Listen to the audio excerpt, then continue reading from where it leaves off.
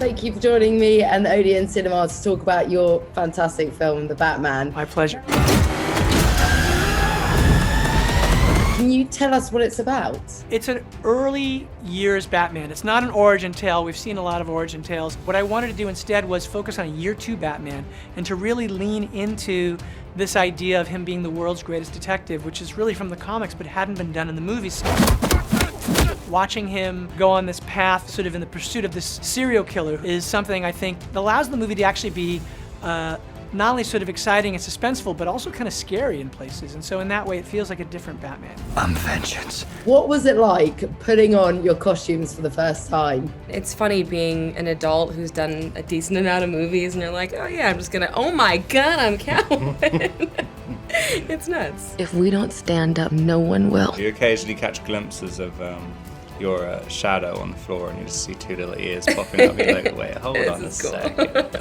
There's something about wearing a cape as well. Oh yeah, like what else do you, can you get away with that? Yeah, you wear a cape and your entire posture suddenly changes. It's very, you definitely used to go home thinking, like, maybe a cape would be, oh no. I think it'd be a nice little addition. Oh, you're really not as smart as I thought you were. Bruce Wayne.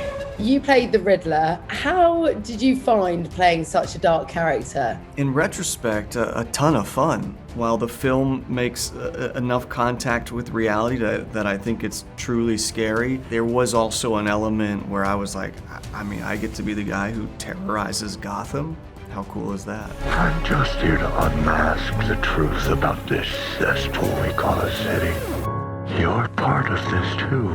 It's the film that Matt Reeves wrote in his script. It's fully realized, and it was all there on the page, and it's just remarkable the way that he's brought it to the world. I was really thrilled that Matt had a fresh take on 2 iconic characters. It's kind of unusual and not the normal sort of relationship you'd expect between Alfred and Batman, or Alfred and Bruce. Lie to me, Alfred.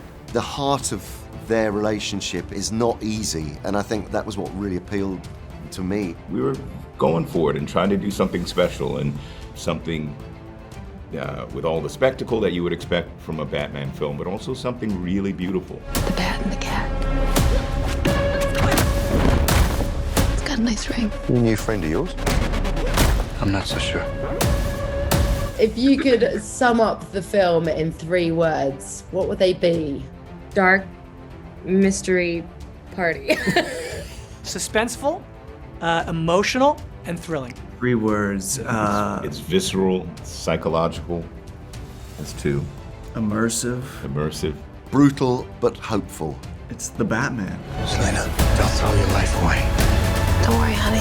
I got 9 of them. For people to go and see this film, why should they go and watch it on the big screen at ODEON? You know, it's a very high level filmmaking. It's so cinematic, it's visually just so stimulating, and I do think if you're able to go see it in the cinema, it really is the way it's meant to be seen. It looks stellar. It really does as a big screen movie. You want to take in every grain of the thing if you can, and the best way to do that is on the biggest screen possible. It just won't be the same experience when it comes to streaming, comes to home video. The way to see it is on the big screen because it's a very transporting, immersive, exciting experience. You have to see this film on a big screen with big immersive sound.